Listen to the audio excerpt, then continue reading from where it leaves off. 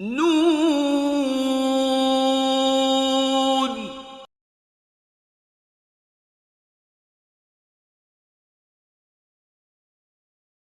بسم الله الرحمن الرحيم. الحمد لله وصلى الله وسلم على سيدنا محمد رسول الله وآله وصحبه ومن والاه.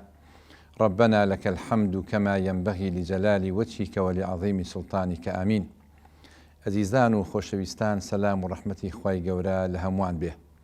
خۆشحاڵین بە خزمەتتان دەگەینەوە لە بەرنامەی نون بۆ قسەکردن سەبارەت بە چەمکێکی تری قورئانی و قسەکردن سەبارەت بە بوارێکی تر لە ئەو بوارانەی کە قورئانی پیرۆز و ئایینی پیرۆزی ئیسلام بایەخێکی زۆری پێداوە. ئاشکرایەکە هەمووان وێڵن بە دوای کامەرانی و بەختەوەری و ئاسوودەییە. نووسەران، توێژەران، لێکۆڵیاران، فەیلسوفەکان، بازرگانەکان، پیاوانی دەسەڵات هەمووان وێڵن و عەوداڵی دەستخستنی بەختەوەرین. ئەگەر بڕوانین قەومێک و خەڵکانێک بۆ بەرزاییەکانی ئاسمان ڕۆشتن و خەڵکانێک ڕۆچوون بە نێو قوڵایی زەریاکانە، خەڵکانێک بەرەو ئاسمان ڕۆشتن و خەڵکانێک ڕویان کردە ڕۆژهەڵات و خەڵکانێکش ڕویان کردە ڕۆژ ئاوا. پرسیارەکە ئەوەیە: ئایا خۆشبەختی و خۆشگوزەرانی و بەختەوەری و کامەرانی لە زۆری و بەرهێنانایە؟ ئایا لە سەرمایەداری و دەستمایەدایە؟ ئایا خۆشحاڵی و خۆشبەختی لە دیموکراسیەتدایە یاخود لە دیکتاتۆریەتدا؟ و ئایا لە مادەیە یاخود لە ڕۆحدا؟ و هەروەها ئایا لە ئاسایشی خۆراکایە یاخود لە ئاسایشی سەربازی یاخود لە ئاسایشی ژینگەدایە؟ خەڵکان هەمووان وێڵن بە دوای ئەم بەختەوەریەدا. لەگەڵ ئەوەشدا ئەتوانین بڵێین هەژاری ڕوو لە زیادبوونە، نائارامی ڕوو لە زیادبوونە، خۆکوژی و هەروەها جەنگەکان کە ماڵکاولکەر و وێرانکەرن ڕوو لە زیادبوونە. هەمووان بانگەشەی ئەو بەختەوەریە ئەکەن. لەم کاتەیە خۆی پەروەردگار کە بانگەکا و ئەفەرمێ: من عمل صالحا من ذكر أو أنثى وهو مؤمن فلنحيينه حياة طيبة. چەمکەکەمان چەمکی خێزانە، خێزان کە هۆکار و مایی بەختەوەریە بۆ تاک، بۆ خێزان خودی خۆی، بۆ کۆمەڵگا، بۆ مرۆڤایەتی بە شێوەیەکی گشتی. باسەکەمان لە کاتێکایە کە خوای پەروەردگار لە 81 شوێنە باسی زەواجمان بۆکە، لە 61 شوێنە باسی زەواجی ئادەمیەکە، لە 20 شوێنەکەی ترا باسی زەواجەکە بۆ درەختەکان و هەروەها ئاژەڵان، بۆ ڕووەکەکان و هەروەها بۆ هەر تەنێکی تر کە لەم گردونەیە هەبێ، وەکو ئەوەی کە گردون جگە لە خوای پەروەردگار ئەم کەونە هەر هەمووی لە سەر بنەمای زەواج و لە سەر بنەمای پێکەوەنانی خێزان دامەزراوە. کتێبێکێ بە ناونیشانی مەوت الغەرب کە نووسەرێکی زۆر گەورە دایناوە، مستەشاری سیان لە سەرۆکەکانی ئەمریکا بووە، یەکێکە لە نووسەرە گەورەکان لە ڕۆژنامەکانی ئەمریکایە کە زۆر بە وردی باسی حاڵەتی خێزانمان بۆکە لە ڕۆژ ئاوا. ئاماژاکە 70 وڵاتی ڕۆژ ئاوا بەرەو حاڵەتێک لە ئینقیرازە ڕۆن ئەگەر فریای خۆیان نەکەون. بانگەشەی ئەوەکە کە مرۆڤایەتی تەنها چارەسەری گەڕانەوەیە بۆ ئەخلاق، بۆ دین، بۆ قیەم، بۆ بەهاکان. باس لە دوو مردن ئەکات: مردنی ئەخلاقی و هەرمەها مردنی دیمۆگرافی کە دەرەنجامی نەمانی خێزانەکان هاتۆتە ئاراوە و ڕوو ئەدات. بۆیە ئێمە خۆشحاڵین کە لە خزمەت هەردوو بەڕێزان دکتۆر عەبدولکەریم و مامۆستا یاسین زەنگەنەداین و بە ناوی ئێوە بە خێراتنێکی گەرمیانەکەین. خۆشحاڵین بە دیداریان، شاد بووین. مامۆستایی بەڕێز مامۆستا یاسین، جەنابەت پسپۆڕیەکە هەیە لە مەجای خێزانە و چەندین کتێب و پەرتووکە پێشکەش بە کۆمەڵگە کردووە بە تایبەت خێزان لە ئیسلامە و بەگشتی. پێگەی خێزان لە ئیسلامە چییە و چۆنە و چۆن هەڵی سەنگێنین؟ بسم الله الرحمن الرحيم. الحمد لله والصلاة والسلام على رسول الله وعلى آله وصحبه ومن والاه. سرەتا دەستخۆشیتان لێکم بۆ ئەم بەرنامە جوانە و کەناڵی ئاسمانی پەیام. مامۆستای بەڕێز، پێگەی خێزان لە ئیسلامدا ئەگەر بێت و ورد بینەوە، ئەگەر تەماشای دەقەکانی قورئان و فەرمودەی پێغەمبەری ئەکرەم کەین عەلەیهی السەڵات وەسسەلام، و ئەگەر ورد بینەوە بەناو پانتاییەکانی فیقی ئیسلامیە، کۆمەڵی ڕاستیمان بۆ دەرئەکەوێ. نزیکەی 146 ئاەت لە قورئانی پیرۆزە ڕاستەوخۆ یا ناڕاستەوخۆ باسی ژیانی خێزانیمان بۆکە. هەر ئاەتێ لەو ئاەتانە لە گۆشە نیگایەکەوە پرسی خێزان و ژیانی خێزانیمان بۆ ڕوونەکاتەوە. واگە تەماشای فەرمودەکانی پێغەمبەری خوا بکەین عەلەیهی سەڵات وەسەلام، دەیان و بگرە سەدان فەرمودەی سەحیحمان هەیە، هەر یەکە لە گۆشە نیگایەکەوە باسی ژیانی خێزانی و پرسی خێزانی و بارودۆخی خێزانیمان بۆکە. ئەگەر تەماشای فیقی ئیسلامی بکەین، ئەکرێ بڵێن پێنجیەکی بابەتەکانی فیقی ئیسلامی تایبەتە بە ژیانی خێزانیەوە. ڕەنگە کەم بابەت هەبێ بەقەد ژیانی خێزانی و پرۆسەی هاوسەرگیری ئەم پانتایە فراوانەی لە نێو دەقەکانی شەریعەتا گرت بێتەوە. هەر بۆیە خوای گەورە لە قورئانی پیرۆزا فەرموویەتی ومن ئایاته، یەکێک لە ئایات و نیشانەکانی خوای گەورە ئەن خەلق لەکم من ئەنفوسیکم ئەزواجە. خوای گەورە ئەو ڕاستیەمان بۆ ڕوونەکاتەوە، یەکێک لە ئایەتەکانی خوای گەورە ئەوەیە کە ئێمە لە خودی ئینسانەکان خوای گەورە لێ هاوسەرمان بۆ هەڵبژاردوون. لە هەمان کاتە ئامانج و مەقاسیدی هاوسەرگیریشمان بۆ ڕوونەکاتەوە لیتەسکونوا ئیلەیها وجعل بینەکم مەوەدەتە وەڕەحمە. خاڵی یەکەم بە سوکنایی دەست پێکە کە سوکنایی لاشەیی، سوکنایی مادی، سوکنایی ڕوحی تا کۆتایەکەی ئەگرێتەوە. دەکرێ بڵێن ئەمە قۆناغی سەرەتایی ژیانی خێزانیە. جاخوای گەورە باسی مەقسەدی دووەممان بۆکە کە باسی مەوەدەتمان بۆکە، ناڵێ حوب خۆشەویستی. مەوەدەت یعنی خۆشەویستیەکی کردداری، خۆشەویستیەکی تیۆری نییە تەنها بە زمان بوترێ. اینجا باسی ڕەحمەت و سۆز و بەزەیمان بۆ ئەکاکە لە نێو ژیانی خێزانیدا هەیە. ڕەنگە ئەمانە لە کاتی هەڵکشانی تەمەندا بگەینە ئەو خۆناغی کە سۆز و بەزەی و ڕەحمەت هەبێ لە ژیانی خێزانیدا. وەیە دەقەکانی قورئان و فەرموودە کە باس لە ژیانی خێزانی ئەکەن بە فراوانی هاتوون. هەر لە پرۆسەی هەڵبژاردنەوە تەماشاکەین. ئەبینی پێغەمبەری ئەکرەم عەلەیهی سەڵات وەسەلام لە چەند حەدیثێکی سەحیحا فەرموویەتی کە باسی پرۆسەی هەڵبژاردنمان بۆ ئەکا، دوو خاڵمان بۆ ڕوون ئەکاتەوە. هەر کاتێ ئێمە کچێکمان دابەشوو یا ژنمان هێنا بۆ کوڕەکانمان، با ئێمە دین و ئەخلاق پێوەرمان بێت. مانای کە باسی ژیان ئەکەین یا ژیانی خێزانی ئەکەین، ئەبێ ئەو ڕاستیە بزانین ژیانی خێزانی ژیانێکی حەقیقیە لە چوارچێوەی دەقەکانی شەریعەتە. بۆیە ئەبێ هەڵبژاردنەکانمان لە چوارچێوەی دین و ئەخلاق و ڕەوشت و ئاکارە جوانە ئیسلامیەکاندا بێ. بۆ نمونە ئەبینی کوڕێک هاوسەرگیریەکە، کچێک هاوسەرگیریەکە، ئەمە بەڕاستی هەریکێک کۆمەڵک ئامانج و مەبەستی هەیە، کۆمەڵە پێداویستی هەیە، بەڵام ئەو ئامانج و مەبەستانەی کە لە چوارچێوەی دەقەکانە وەری ئەگرن ئەبێتە مای ئاسوودەیی خێزانی، سەرکەوتووی خێزانی. وەکو جەناب لە سەرەتای بەرنامەکەدا ئاماژەت پێکرد، هەمووان بە دوای ئاسوودەیی ئەگەڕین، بە دوای سەرکەوتنە ئەگەڕین. سەرکەوتن لە ژیانی خێزانیدا لە ڕاستیدا وەخت کاتێک دێتە دی ئێمە پابند بین بە دەقەکانی شەریعەتەوە، لە ڕوانگەی دەقەکانەوە ژیانی هاوسەرگیریمان هەڵبژارد بێ. وەی ئەبینی پێگەی ئیسلام بە شێوازێک ئابینی هەموو بوارەکانی گرتوتەوە. بۆ نمونە کە باسی بودجەی خێزانی ئەکەین، ئێمە چەندین دەقمان هەیە لە قورئان و لە فەرموودەیە باسی ئەوەمان بۆ کا بودجەی خێزانی بە چی شێوازێ خەرجکەین، ئێمە چۆن ئیدارەی ژیانی خێزانی و ماڵ و خێزانەکانمان بۆ بکەین. هەروەها وەکو نەفەقە ئاماژەمان پێکرد، هەروەها لە بواری چارەسەرکردنی کێشە خێزانیەکاندا. ئەگەر ئێمە تەماشای ژیاننامەی پێغەمبەری ئەکرەم بکەین عەلەیهی سەڵات وەسەلام، ئەبینی ئەمە سوننەتێکی کرداریە بۆ ئێمە کە پێغەمبەری خوا صلی الله علیه وسلم چۆن مامەڵەی لەگەڵ خێزانەکانیدا کردووە، چۆن مامەڵەی کردووە، هەڵسوکەوتەکانی بە چی شێوازێک بووە. مامەڵەکانی پێغەمبەری خوا عەلەیهی سەڵات وەسەلام وەکو مێردێک، وەکو هاوسەرێک سوننەتێکە بۆ ئێمە لە ژیانی خۆماندا ئێمە ئیشی لەسەرکەین. بۆ نمونە پێغەمبەری خوا عەلەیهی سەڵات وەسەلام کە پرسیاری لێکەن، یەکێ لە هاوڵانی بەڕێز پرسیاری لێکە من ئەحەب الناس ئیلەیک، کێ خۆشەویستترین کەسە بەلاتەوە؟ پێغەمبەری عەلەیهی سەڵات وەسەلام بێ سێودوو ئەڵێ عائیشە.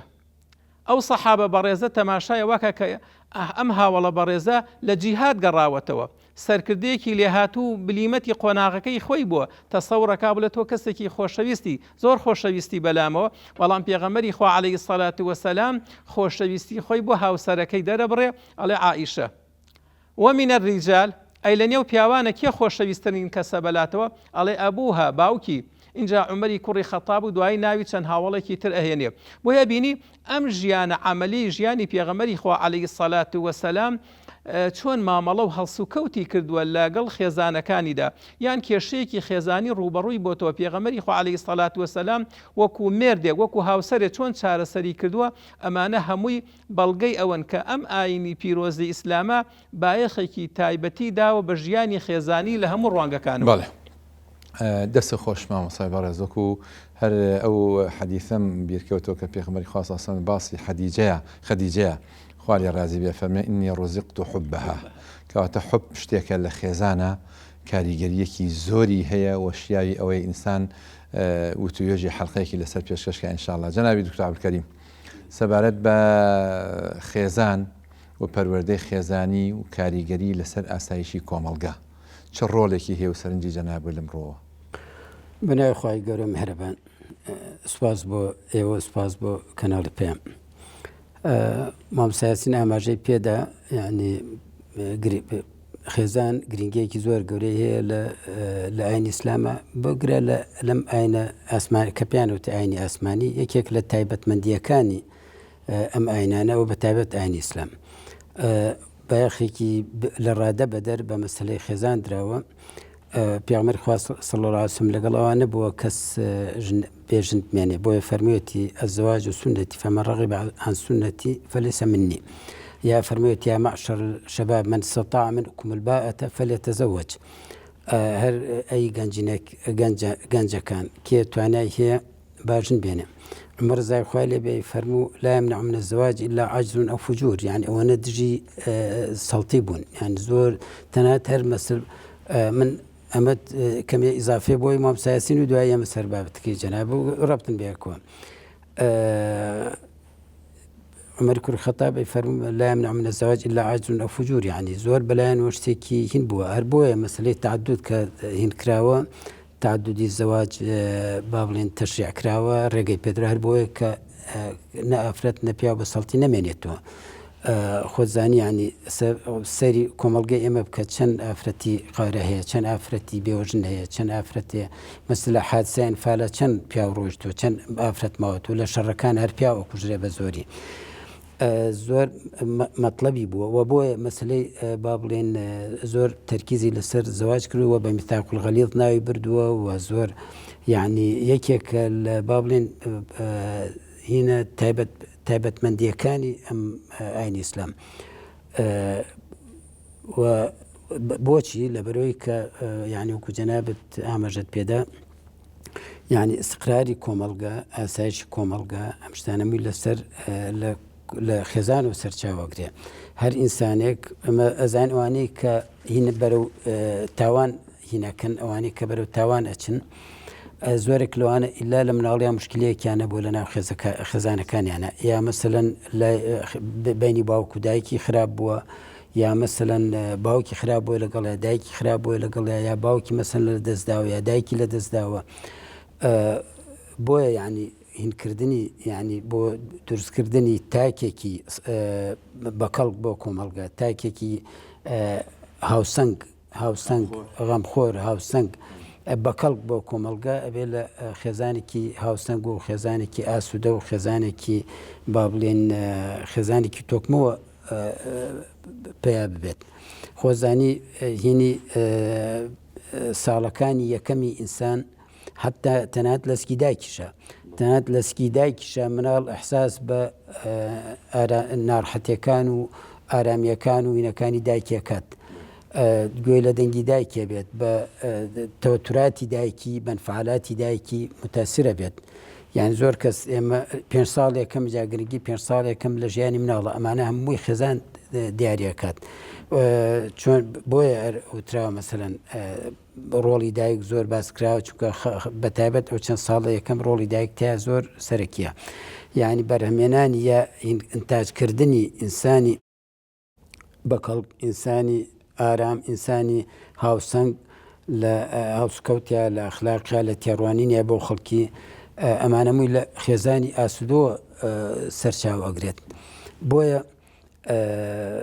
ئیسلام زۆر بایەخی پێداوە و ئەساسیترین یەکەی با بڵێن یەکەی ناو کۆمەلگا گرنگترین یەکەناوە ئەو خێزانەیە.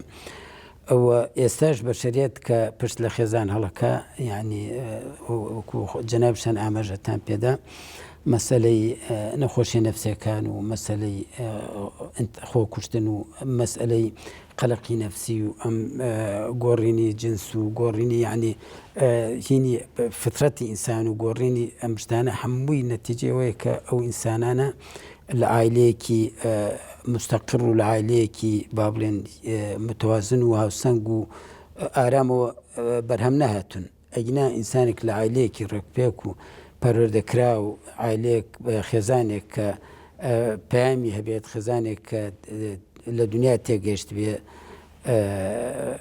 ئینسانی بەدەگمەن یعنی ئینسانی هین بەرەمهێنێت، ئینسانی تاوانبار، ئینسانی مجرم، ئینسانێک کە حەز لە شەڕ بکات و حەز لە ئازاردانی خەڵکی بکات. بەڵێ طبعا جەنابی مامۆستا یاسین بە جوانی هێنا و ئاماژەی پێکرد کە لە قورئانە 146 ئاەت هەیە ڕاستەوخۆ یان ناڕاستەوخۆ پەیوەستە بە بابەتی خێزانەوە، جگە لەوەی کە لەفزی زەواج زۆر هاتووە. بالمناسبەوەی کە جەنابی دکتۆر ئاماژە پێکرد، ئەمڕۆ ڕۆژنامەی تەلگراف هەیە کە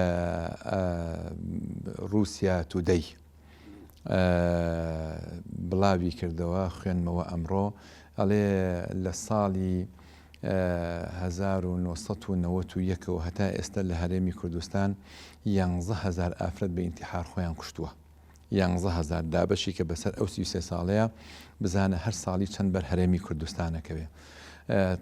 خێزان لە ڕاستیەکەیە ئیستقرارە، ئیستیمرارە و هەروەها تومەئەنینە و ئارامیشە. کەسێ بێ ئیستقرارێکی بێ لە میانەی خێزانەوە بێ، کەسێ بێوێ نەسلی وەچەینەوەی بەردەوام بێ وجودی هەبێ لە ژیانە لە خێزانەوەیە، کەسێکش بێوێ بە ئارامی بژی، بە ئارامی لەدایک بێ، بە ئارامی گەورە بێ، بێگومان ئەبێ هەر لە خێزانەوە بێ. ئیبن خەلدون قسەیەکی زۆر جوانی هەیە کە فەرمێ ئینەما تەرقا وتەنحەط الأمم والحەضارات بەرزە بێتەوە ودائرمي أمم وحضارات بأندازي بهيزي ولاوازي خيزان تاعي خيزان هتا بهيز به حضارات وأمم ودولش كأول دول برزة بيتواني ببيتشوانا شوا بيقومان بيتشوانا بيتوا قرآن طبعا يجلس البينجي وكما وساسين أما جي بكرت عبادات ما هي فقه إسلامي، عبادات ما هي معاملات ما هي قضاء ما هي سياسي شرعي ما هي وهروها أحوال شخصي ما هي أحوال شخصي كهمو بواركاني خيزانة قريتوا أويك جي سرنجة لولاتي مغرب برلماني مغرب مجلس نوابيان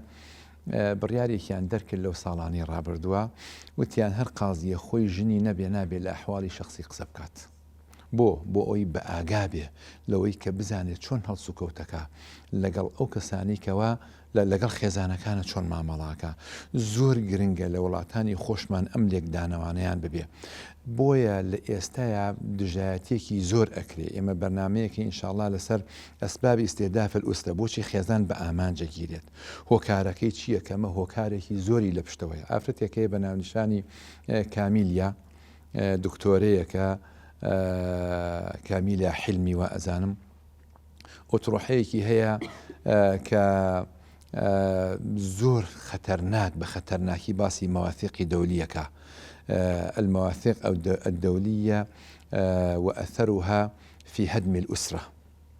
أما يعني يكيكا وكو باسك هنديك لأنه سرج أماجين بيكردوا زور خطرناك ومالك مواثيقي دولي دركري انجا بايخ أدريد بو هدمي أسرة بايخ أدريبا هاورا قصخوازي بزور بواريتر يستا يعني جن لقل جن بياو لقل بياو لقل دميكا أفرد لقل بوكاليكا بعكسەوە ئافرەت یا پیاو لەگەڵ ئاژەڵێکە ئەڵێن 12 جۆر زەواجیان هێناوە کە ئەمە هۆکاری زۆری لە پشتەوەی ئەیانەوێ ئەم ئینسانە تەنها خۆی بێ بە دەوری خۆیان بخولێتەوە. ئینسان کە خۆی پەرست کە خودپەرست بوو بە عەبد و کۆیلەی تام و چێژەکانی خێزان بە کۆتوبەندێک ئەزانێ بۆ ئەوێ لە کۆتوبەندە ڕزگاری بێ و دژایەتی خێزانەکەن چۆن بیانەوێ بۆ شێوە ڕێژەی ئینسانەکانش کەم بکەنەوە. جا ئێمە کۆمەڵێک بابەت هەیە کە شیاوی ئەوەی ئاماژەی پێ بکەین. مامۆستا یاسین، ضرورەتی خێزان بۆ کۆمەلگا، ضرورەتی خێزان بۆ مرۆڤ، ضرورەتی خێزان بۆ پەروەردەکردنی ئینسانێکی سەرڕاست لە ئاینی پیرۆزی ئیسلامە بە تایبەت چۆن باس کراوە؟ بەڵێ، سەرەتا من خاڵێکی ئیزافمەوەی کە جەنابی دکتۆر ئاماژەی پێکرد.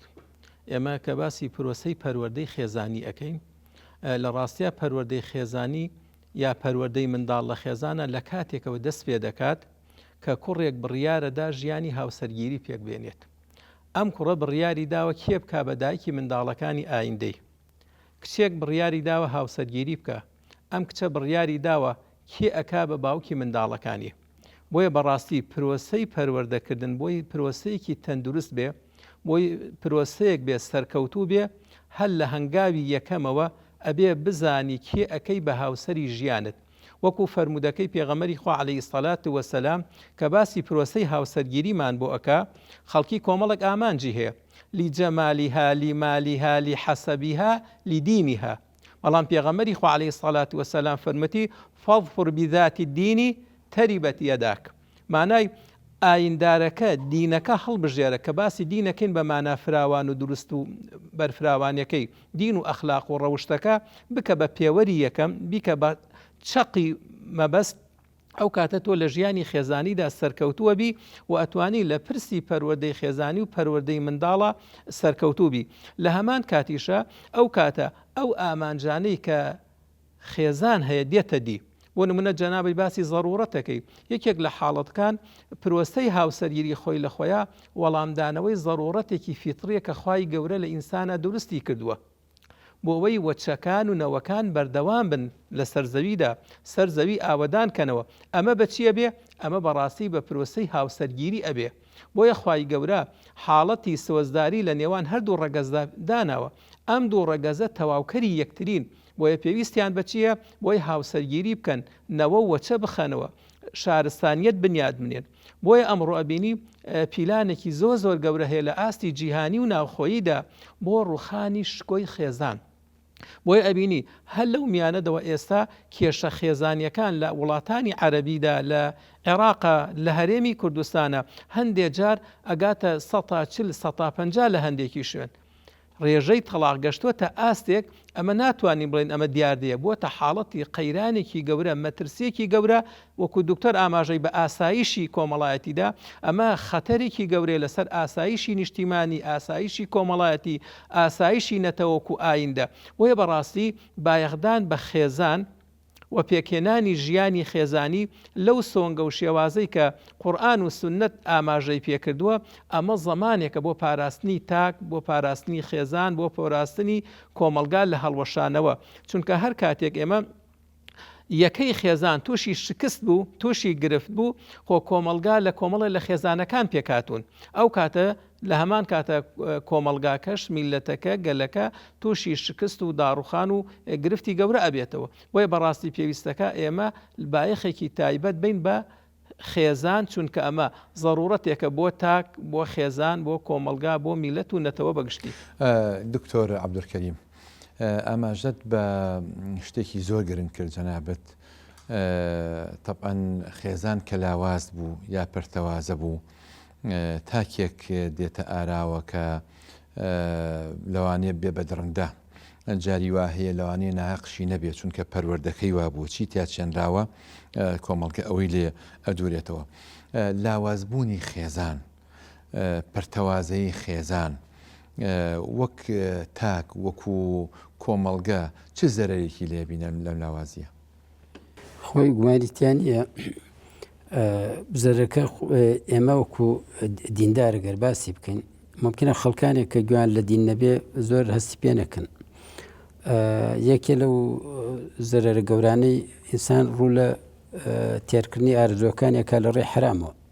ئێمە خۆی لە ڕووی وەکو دیندارێکمە بۆی بڕوانین ئەمە گەورەترین زەرە لە ئینسانەدا ئینسان کە ینی سەرپێکی فەرمانەکانی خوا بکات ڕوو لە زینا بکات ڕوو لە بێ لەو نەخۆشیانەی کە لێی هینە بێ خۆت زانی ینی ئەم نەخۆشیە ینی هینی بەسرا ئەکرێ با بڵێن داپۆشیە و حقایقانە ئەو ڕاستیانەی کە لەسەر نەخۆشیە سێکسیەکان هینەکرێ بڵاوکرێت هەیە لەواقع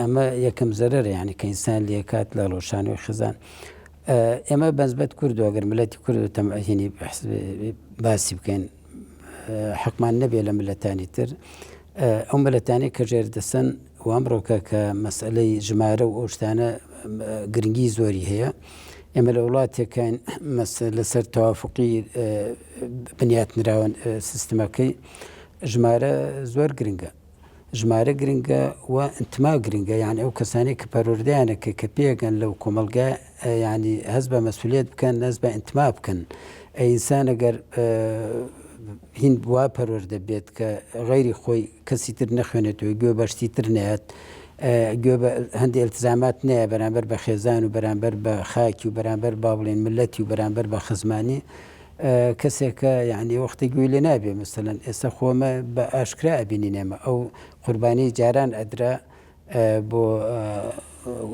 بۆ کورد و بۆ نیشتمان وشتانە ئێستا ڕەنگە خەڵکی نیوەی ئەوە ئامادەی ئەوەی تیانەبێ بۆچی زیاتر بە خەڵکی لەسەر ئەو فەردانیەتە پەروەردەکرێ پەروەردەکردنی خەڵکی لەسەر فەردانیەت بۆکو ئەگەر بۆ کۆمەلگا بەهێزەکان مەسەلەن وەکو ئەمریکا یا ئەوروپای و شوێنانەیە کە مستەقرن و کە دەوڵەتی خۆیانیان و مشکلیان نییە ممکنە زۆر زەرێکی نەبێ بەڵام بۆ کۆمەلگەی ئێمە زەرێکی زۆر گەورەمان لێدا ئێستا هەموو توانایانە مەسەلەن کۆچەکەن مەسە ئەمە گەنجانە کۆچەکەن ئەمانە هەمووی زەر لە ینی داهاتوی ئەم ملەتەدا تۆ لە ڕووی ژمارەوە لە ڕووی مەسەلەن لە زۆر ڕۆ خەڵکێک کە ئینحرافەکات لە ڕووی ئەخلاقیەوە لە ڕووی ئینتیماوە لە ڕووی ئابوووریەوە خەڵکێکی ئینحرافەکە ئەبێ بە پیاوکوش ئەبێ بە دەست ئەبێ بە جەردا لە کۆمەڵگەیە جەناب بە ئاماژەیەکی جوانە کرد بۆی کە بە جۆرێک لە جۆرەکان ڕەنگە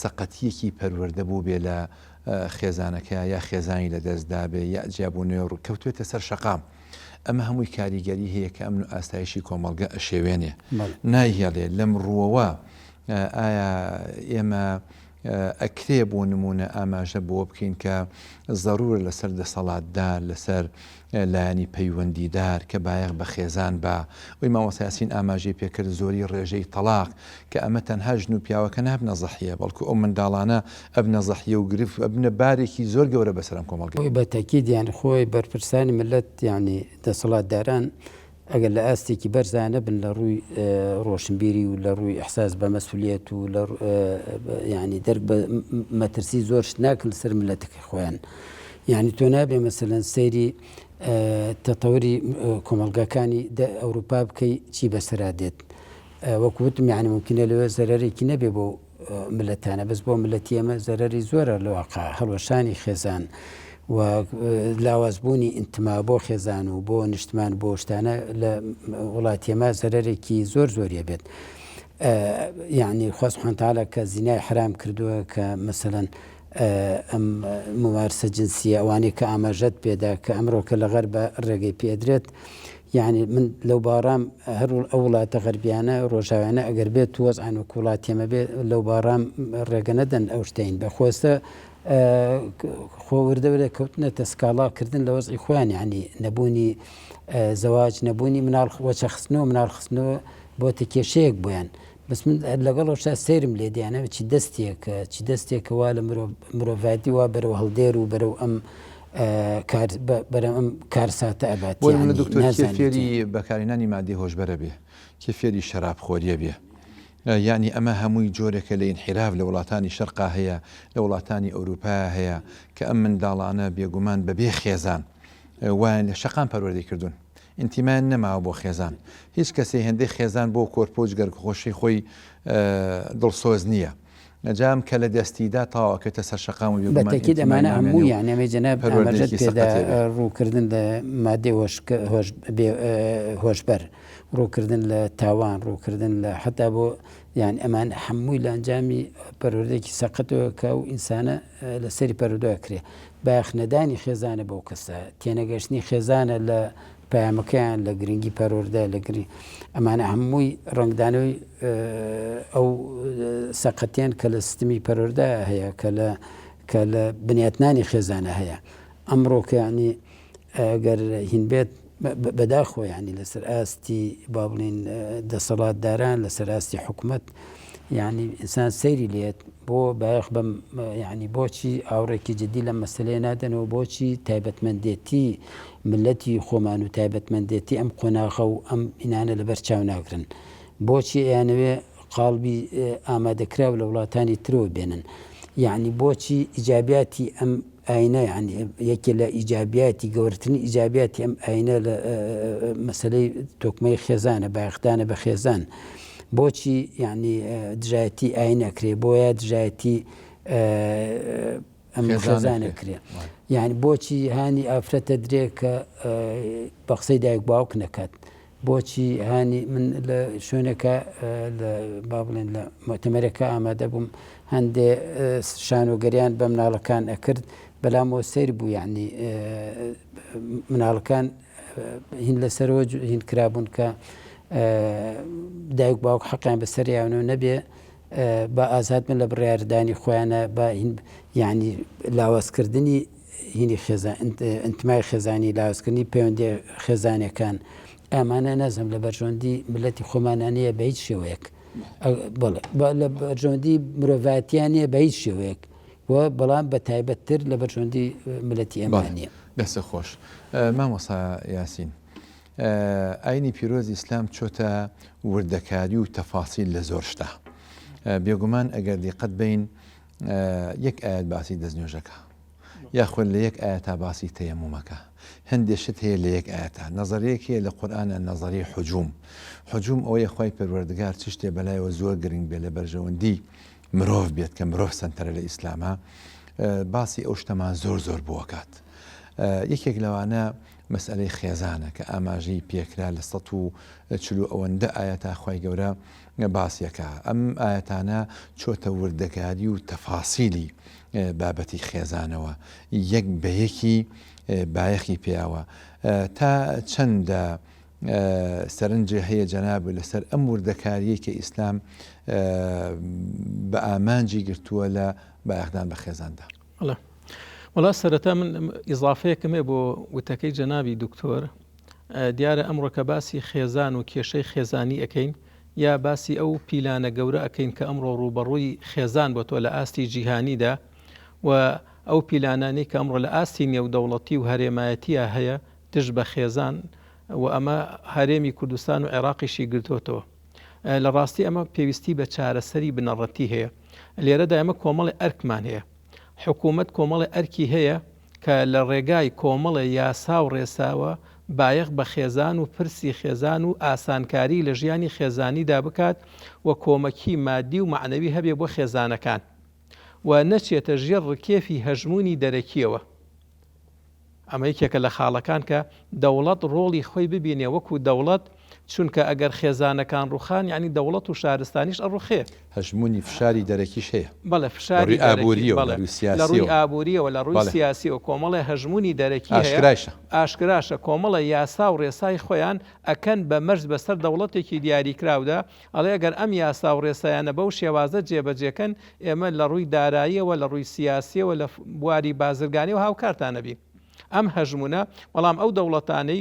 کە خاوەنی ئینتیمایەکی ڕاستەقینە و دڵسۆزی گەل و میلەتی خۆیانن ناکەونە ژێر ئەو هەژمونەوە ئەمە وەکو ئیشی دەوڵەت لە هەمان کاتە بەڕاستی ئیشی کەناڵەکانی ڕاگەیاندنە ئێستا ڕەنگە لە هەرێمی کوردستانە بە کەناڵی ناوخۆیی و تەماشاکەین لەگەڵ کەناڵە ئاسمانیەکان ڕەنگە 200 کەناڵ زیاترمان هەبێ بەڵام ئەکری ئەم کەناڵانە چۆن کەناڵی ئاسمانی پەیام و جەناب دەوەستا بەرنامەیەک تێ تایبەتە بە پرسی خێزان ئەگە زۆربەی کەناڵەکان بابەتی خێزانی هوشیاری خێزانیان هەبێ بەڕاستی بەشێک لە کێشە خێزانەکان چارەسەر بێت و ئاستی پەروەردەی خێزانی باشە بێت لە هەمان کاتە ئەبێ بەشێک لە هوشیاری خێزانی ئەوەیە کە ئەمڕۆ بەداخەوە لە کۆمەلگای ئێمەدا دایکان و باوکان ڕۆڵی بەخێوکردن ئەبینن لە خێزانە باوک پێداویستی مادی بۆ منداڵەکەی دابینەکە لە خۆراک و جل و بەرگ و مۆبایل و کەرەستەی مادی، بەڵام ئەم باوکە ئامادە نییە پێداویستی ئیمانی و ڕۆحی و پەروەردەیەکانی بۆ دابین بکە.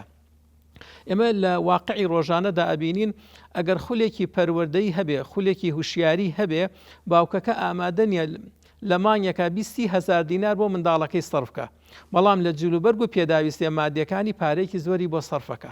مانای باوک دایک ڕۆڵی پەروەردە نابینێ، ڕۆڵی بەخێوکەر ئەبینێ.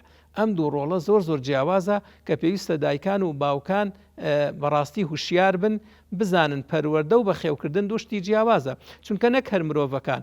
ئەمە حاڵەتێکی فیتریە، هەموو زیندەوەرێک کە بەچکەی هەیە و بێچووی هەیە ئەزانێ بەخێویکە، پێداویستی و خۆراکی بۆ دابین بکە.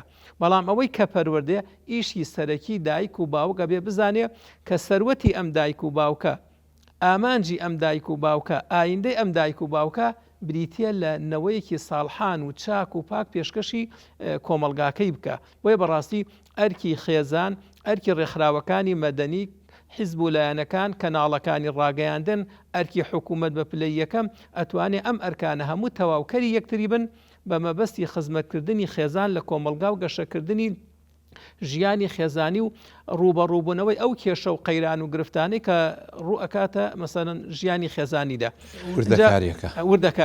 وردەکارێکان وەکو جەنابەت باست کرد لە دەقەکانی قورئان و فەرموودە و فیقی ئیسلامی بۆ چووەتە ناو وردەکاریەکانەوە. وەکوتمان مرۆڤ سەنتەرە لە ئیسلامە، هەموو مرۆڤ وەکو سەنتەرە ئەرکێکی پێ سپێراوە ئاوەدانکردنەوەی سەرزەوی و جێنشین و بەڕێوەبردنە. ئەمەش بە چی ئەکرێ؟ بە فەردی ساڵح ئەکرێ، بە فەردی چاک، بە تاکی باش. ئەم تاکە لەکوێ پەروەردا پێ، لەکوێ گەشاکە؟ سەرەتا لە ناو خێزانێکی تەندروست و دروستە ئەتوانێت گەشە بکات. و کۆمەلگایەکی تەندروست و کۆمەلگایەکی پێشکەوتو چۆن دێتە دی؟ لە کاتێکا دێتە دی کە ئێمە کۆمەڵی خێزانی باشمانە بێ، خێزانی سەرکەوتومانە بێ، خێزانی تەندروستمانە بێ. بۆیە ئیسلام چۆتە ناو هەموو ئەم وردەکاریانەوە بۆ ئەوەی ئێمە بتوانین کۆمەلگایەکی دروست و تەندروستمانە بێ و بتوانین شارستانی یەک بنیاد بنین، ئەو شارستانیەتە لە خزمەتی مرۆڤایەتیدا بێ، بەگشتی بە مسلمانان و غەیری مسلمانانیشەوە. بەڵێ دەستی خۆش. بێگومان خێزان پێگەیەکی زۆر گرنگی هەیە لە کۆمەلگەیە و لە ئاینە ئاسمانیەکانە و کۆمەڵێک وڵات هەیە کە وڵاتانی ئیسلامیش نین، بەڵام پەیوەستبوونیان بە خێزانەوە دووپات کردوتەوە و دش بە بوارەکانی جێندەر و هاوڕەگەزخوازی و لادانی ڕەگەزی و ڕەگەزگۆڕین و ئەو جۆرەشتانە دش بەوانش وەستاونەتەوە. ئاماژەکان ئەزیزانم ترسناکن لە ڕاستیە لە زۆرینەی هەر زۆری کۆمەلگاکانی بەشەریەتە ئەمڕۆ ئاماژەی تەبان زۆری ڕێژەی تەلاق، زۆرینەی و زۆربوونی ڕێژەی ئەو کەسانی کە لەسەر شەقامن کە ئینتیمایان بۆ خێزان نەماوە، بۆ قوتابخانە نەماوە، کەناڵێکی پەروەردەی ڕاست و دروست نەماوە بە کە بتوان پەروەردەیان بکەن. ئەم ئاماژانە هەموو مەترسیدارن لە ئەستۆی حکوومەتایە، لە ئەستۆی وەزارەتەکانایە، لە ئەستۆی وەزارەتی پەروەردەیە، لە ئەستۆی وەزارەتی کاروباری کۆمەڵایەتی و زۆرێک لە وەزارەتەکان کە پێویستە هەمووان هاوکاری یەکتری بکەن و ڕێکخراوەکان تەکاتوفیان هەبێ، هاوشان پێکەوە بتوان کە پێگەی خێزان بەهێزکەنەوە لە کۆمەلگای. سوپاس بۆخوا لە کۆمەلگا ئیسلامیەکان تا ئەندازەیەک باشە، بەڵام دژاتی زۆری خێزانەکرێ. ئومێدمان وایەکە ئەم کۆمەلگەیە هەمیشە پای خێزان و کۆڵەکەی خێزان تایە بەهێز بێ و ئافرەتان و پیاوان کە ئەبنە هاوسەر بۆ یەکتری وەکو جلوبەرگ وابن بۆ یەک، جلوبەرگ بۆ یەکتری ئەبێ جوان بێ، ئەبێ بەقەت خۆی بێ، ئەبێ پاک و تەمیز بێ، ئەبێ ئاوێ نەبن بۆ یەکتری بۆی بتوانن کە ببنە هەوێنی مەینی ئەخلاق و ڕەوشت و نیشتمان پەروەری لە نێو کۆمەلگا. جەنابی دکتۆر عەبدولکەریم قسەی کۆتایی لەم بەرنامەیە. بەڵێ وەڵاهی من قسەی کۆتاییم ڕووی دەمم لە تەمان خۆزان کۆمەلگای ئێمە تقریبان دابژوە بەسەر ئیسلامین و ئەلمانینە، ئەلمانیەکان. من قسە ڕووی دەم لە ئەلمانیەکان، یعنی ئەبێ ئەلمانیەکان یعنی ئەگەر دڵسۆزی ملەتن، ئەگەریانێ غەمخۆری ملت بن، ئەبێ ڕاستەکەی بایەخ بە خێزان بن. یعنی بەو ئاراستای ئیش نەکەن کە با بڵێن لاسایکردنەوەی ڕۆژئاوایەکان لە هەموو شتێکیانە، بەتایبەت لەو بوارانەی کە هەڵشانەوەی خێزانی تایە ئەبێ ئەوەش بۆکو ئاماژەم پێدا یان دەرک بەوە بکەین کە بەنسبەت ئەگەر بەنسبەت مرۆڤایەتەوە جارێک زەرری هەبێ بۆ ملەتی کورد دەجار زەرری هەیە ئێمە ملەتی کەمینەی ژێردەسەین یعنی لەسەر ژمارە بۆ ئێمە زۆر گرنگە باختان بە خێزان مەفروزە یعنی لە ئەجندای حزبە ئەلمانیەکانە بێ پێشووی کە لە هی ئیسلامیەکانە بێ ئەمە شتێکی نەتەوەیە یعنی بابرێن دەستکەوتێکی نەتەوەیە نەک تایبەت نییە بە چینێک لە چینەکانی کۆمەڵ. دەستت خۆش ئەزیزان و خۆشەویستان بەم جۆرە دێینە کۆتایی بەرنمەکەمان تا بەرنمەیەکی تر کە تێیدا کۆمەڵێک چەمکی خێزانی ئەخینە بەرباس و لێکۆڵینەوە خواتان لەگەڵ سەرفراز بن.